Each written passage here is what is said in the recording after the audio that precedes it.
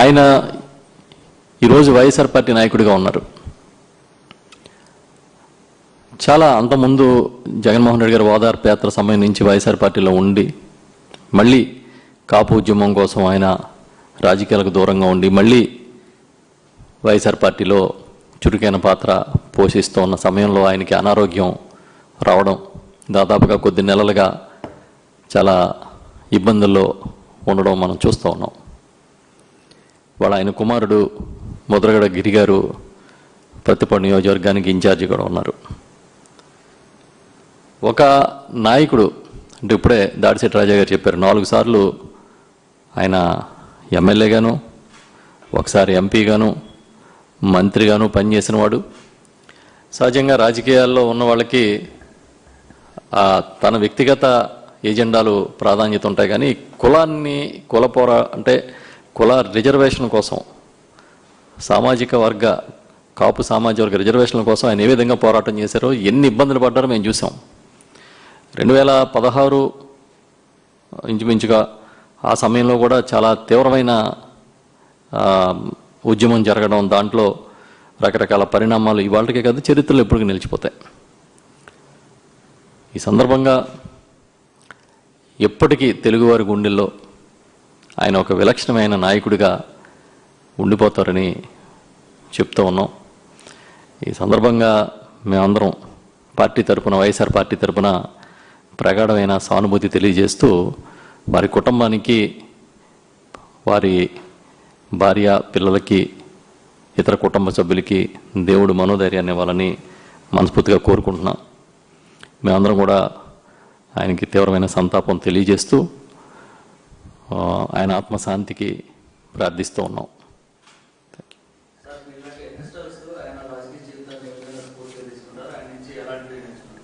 అంటే ఒక పని పట్టుకుంటే ఎలా పూర్తి చేయాలి, ఒక మాట ఇస్తే ఎలా నిలబడాలి. బహుశా ఇవాళ చాలామంది కొద్ది రోజుల నుంచి ట్రోలింగ్స్ చేయొచ్చు, కానీ తాను ఇచ్చిన మాట కోసం పేరే మార్చుకుంటానని సిద్ధమైపోయిన నాయకుడు ఆయన, పేరు మార్చుకున్నవాడు. అలాగే ఏదైనా ముక్కుసూటిగా ఇది జరుగుతుంది, చేయగలుగుతానంటే చేస్తాను, చేయలేనంటే చేయలేనని చెప్పడం,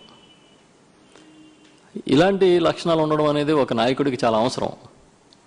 తప్పకుండా అవన్నీ కూడా నెక్స్ట్ జనరేషన్కి ఒక ఇన్స్పైరింగ్ క్యారెక్టర్స్ లాగానే ఉంటాయి. ఆయన ఆతిథ్యం గురించి చెప్తారు అందరూ. పద్మనాభం గారు ఆతిథ్యం అనేది ఆయన ఇంటికి వెళ్తే ఎలా చేస్తారు, ఏం చూస్తారు, ఎట్లా ఆయన ఆతిథ్యం ఇస్తారు అనేది కూడా ఇప్పుడు మర్చిపోం.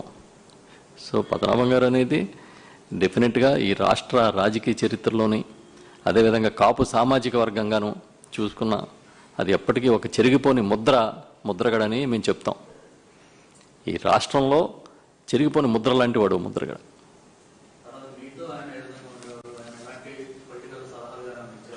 మేమందరం కూడా, నేను కానీ రాజా గారు కానీ, మేమందరం కూడా చాలా, నేను కానీ కన్నబాబు గారు కానీ, ముఖ్యంగా మా తుని ఉద్యమం సందర్భంగా కూడా చాలా క్లోజ్గా మూవ్ అయ్యేవాళ్ళని. మాకే ఒక టైంలో ఆశ్చర్యం అనిపించేది, ఆయన ఎవరు గెస్ట్లు వచ్చినా, ఎంతమంది వచ్చినా సరే అలా 24 hours మా తుని ఉద్యమం సమయంలో కానీ ఆయన చూస్తుంటే ఆశ్చర్యం అనిపించింది. ఆయన చేత్తోనే పెట్టడం, ఎన్ని వేల మంది వచ్చినా సరే. మరి ఆయన ఓపిక చూస్తేనే మాకే ఒక, ఆయనకి తప్పకుండా రోల్ మోడల్ అవుతారు తప్పకుండా మాలాంటి నాయకులకి. Thank you. మేము ఇద్దరం కూడా ఒక విషయాన్ని సందర్భంగా చెప్పాలనుకుంటున్నాం.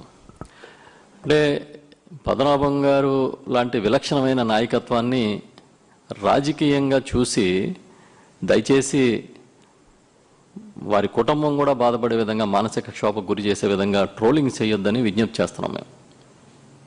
ఎందుకంటే చాలామందికి ఆయన త్యాగం తెలియకపోవచ్చు, లేకపోతే ఆయన త్యాగాన్ని వివిధ కోణాల్లో విశ్లేషించుకోవచ్చు. కానీ పద్మనాభం గారు అనే నాయకుడు మాత్రం 100% నిఖార్సుగా అటు రాజకీయాల్లోనూ ఇటు కాపు సామాజిక వర్గ పోరాటాల్లోనూ నిలబడినవాడు. దయచేసి దీన్ని దృష్టిలో పెట్టుకోమని చెప్పి కూడా ఈ సందర్భంగా దాడిశెట్టి రాజా గారు నేను కోరుతున్నాను.